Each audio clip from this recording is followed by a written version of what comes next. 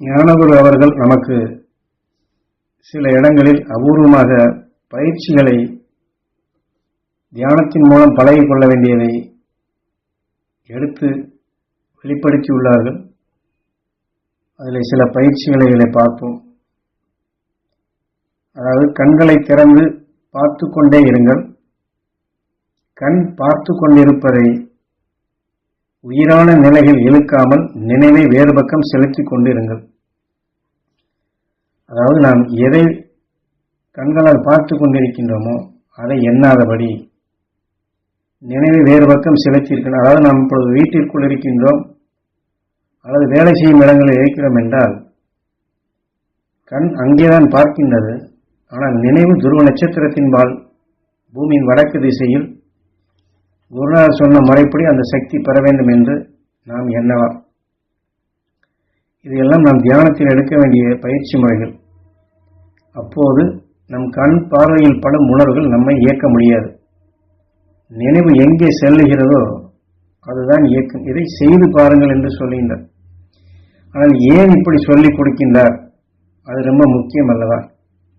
ஏனென்றால் இன்று எத்தனையோ விதமான பேச்சுகளை பேசுவதையும் சாபமிடுவதையோ ஏசுவதையோ இதெல்லாம் செய்யத்தான் செய்கின்றார்கள் இந்த உலகிலே. ஆனால் நமக்கு சம்பந்தம் இல்லை.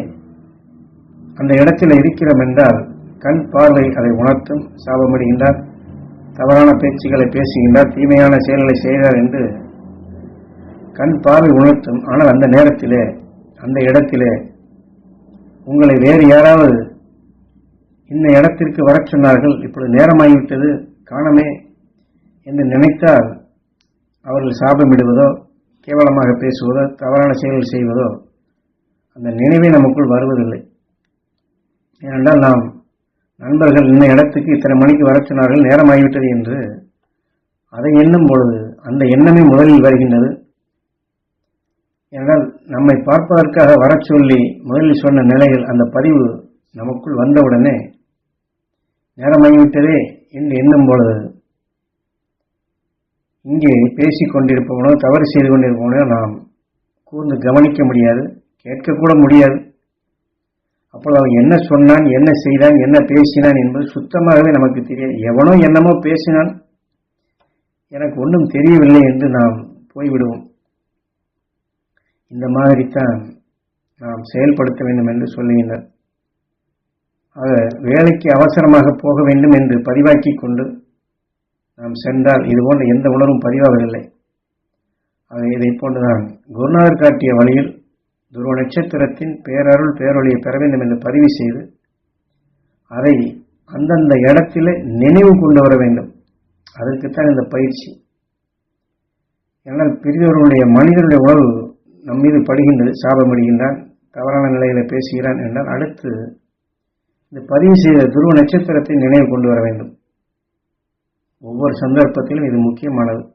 ஈஸ்வரா ஈஸ்வரா என்று உயிரை கெட்டியாக பிடித்து கொண்டு அந்த உயிரிடமே வேண்டி துருவ நட்சத்திரத்தின் பேரருள் பேரொழி பெற வேண்டும். ஈஸ்வரா துருவ நட்சத்திரத்தின் பேரருள் பேரொழி எங்கள் உடல் முழுவதும் பலர வேண்டும் என்று இதை எடுத்துக்கொள்ள வேண்டும்.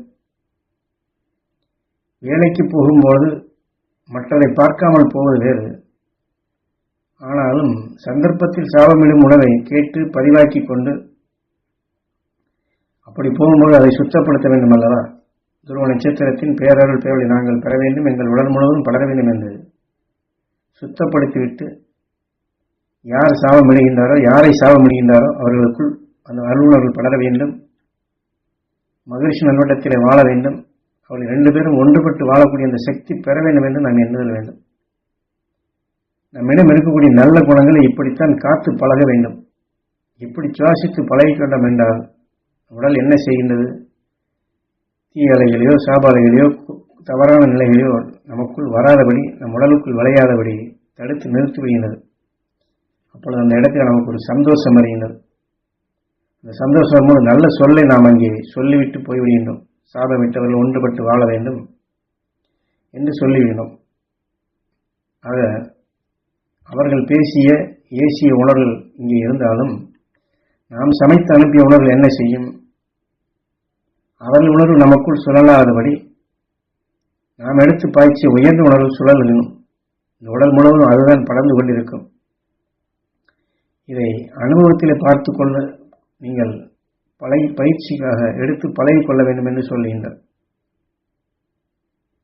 ஆக அவர்கள் ஒன்றுபட்டு வாழ வேண்டும் என்ற நினைவே நமக்குள் எஞ்சி இருக்கின்றது. மகரிஷி நல்வுணர்வுகளே எஞ்சி இருக்கின்றது. இப்படி செய்யாமல் போனால் அவர்கள் நினைக்கும் பொழுது என்ன செய்யும்? நடுரோட்டில் நின்று சாபமிட்டார்கள் பார் என்று அவர்கள் விட்ட சாபத்தை நாம் கவர்ந்து நமக்குள் சேர்த்து கொண்டு அடுத்தவர்களிடம் இதை சொல்லி அதே வித்தை எடுத்து கொடுத்து நமக்குள்ளும் மற்றவர்களுக்குள்ளும் வளர்த்து கொள்கின்றோம். இதனால் ஏதாவது பலன் இருக்கின்றதா? இல்லை. இந்த வாழ்க்கையில் நம்ம அறியாமல் இப்படித்தான் சில நிலைகள் நடக்கின்றது. இதையெல்லாம் இந்த பயிற்சி மூலமாக நாம் மாற்றிக்கொள்ள வேண்டும் என்று குரு தெளிவாக வழிகாட்டுகின்றார்.